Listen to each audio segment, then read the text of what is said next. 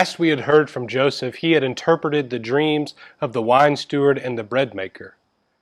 The wine steward had returned to his job with the Pharaoh, and the bread maker had been killed, and Joseph had told them both that this would happen.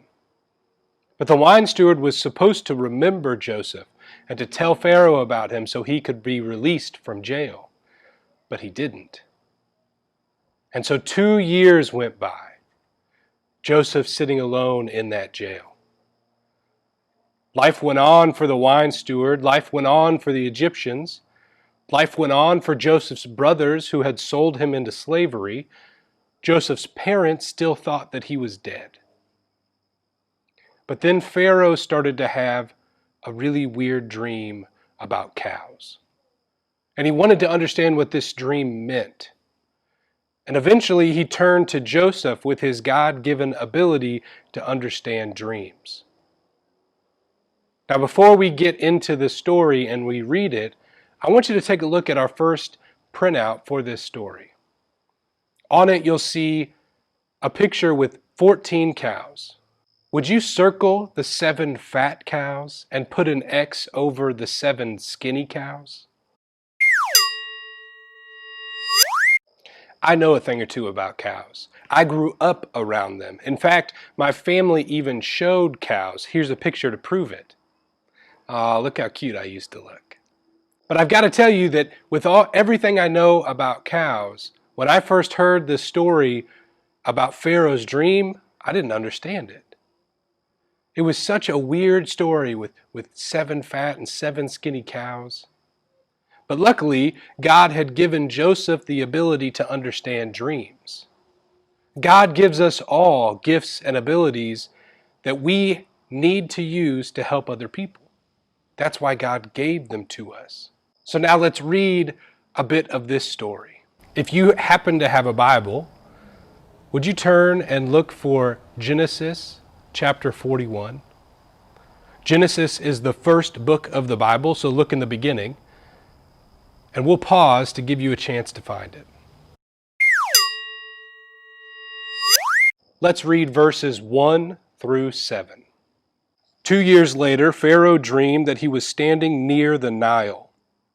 In front of him, 7 healthy-looking, fattened cows climbed up out of the Nile and grazed on the reeds.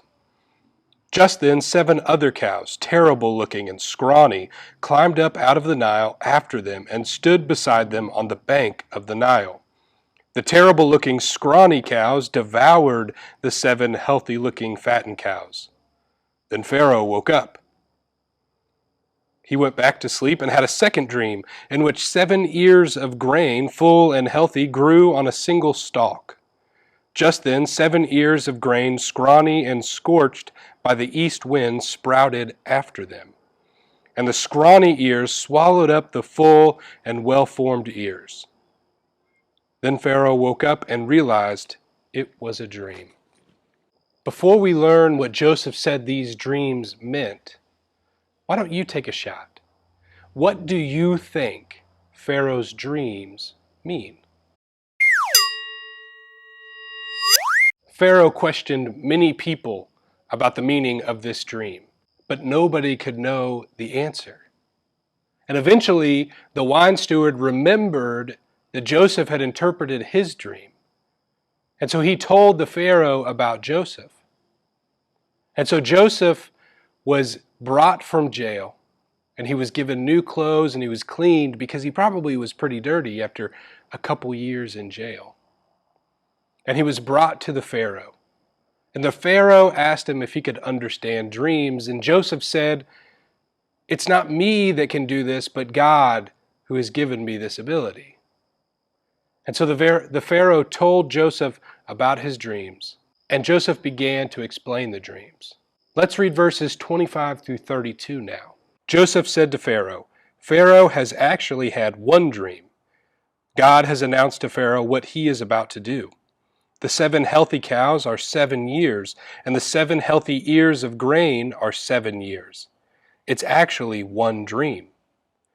The 7 thin and frail cows climbing up after them are 7 years. The 7 thin ears of grain scorched by the east wind are 7 years of famine. It's just as I told Pharaoh. God has shown Pharaoh what he is about to do. 7 years of great abundance are now coming throughout the entire land of Egypt. After them, 7 years of famine will appear, and all the abundance in the land of Egypt will be forgotten. The famine will devastate the land.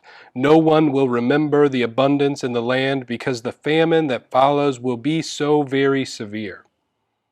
The dream occurred to Pharaoh twice because God has determined to do it, and God will make it happen soon. Do you think Pharaoh believed Joseph when he told him about his dream? Would you believe Joseph? Joseph gave Pharaoh advice on what he should do. Let's read verses 33 through 36 to see what that advice was. Now Pharaoh should find an intelligent, wise man and give him authority over the land of Egypt. Then Pharaoh should appoint administrators over the land and take 1/5 of all the produce of the land of Egypt during the 7 years of abundance. During the good years that are coming, they should collect all such food and store the grain under Pharaoh's control, protecting the food in the cities.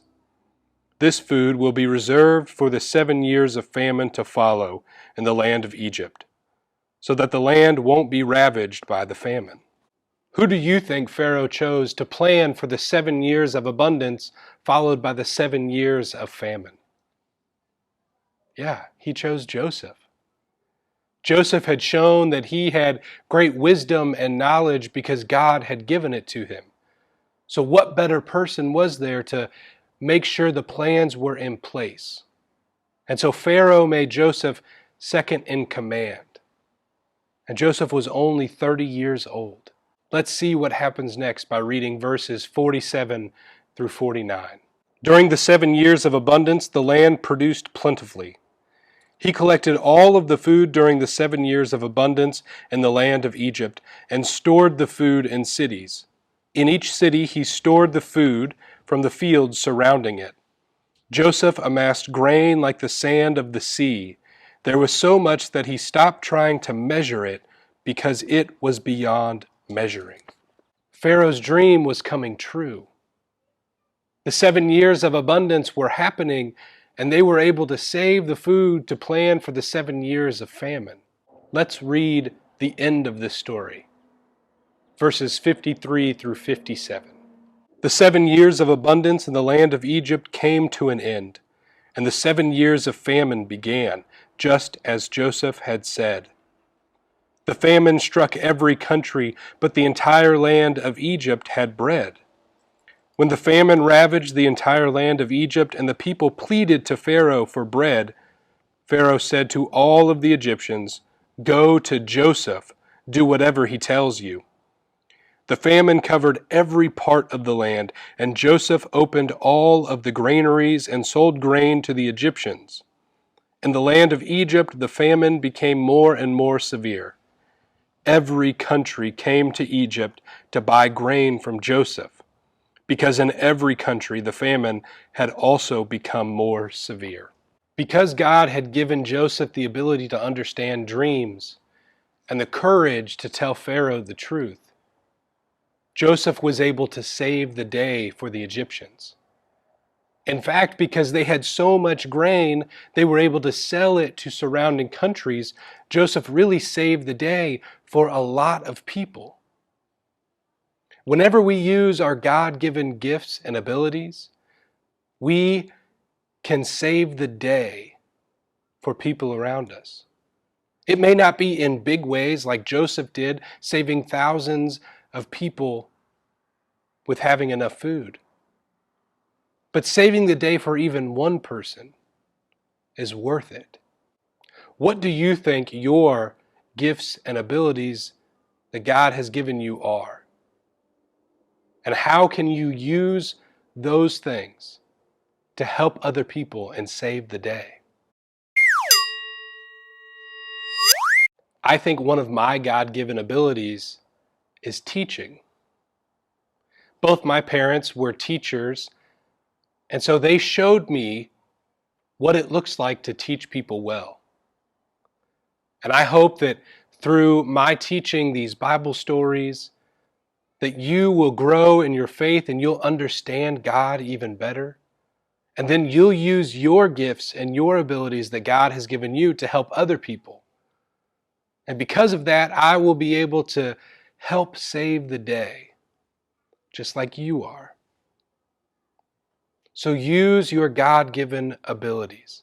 Save the day, help people, just like Joseph did. And never forget that no matter what, God is always with you.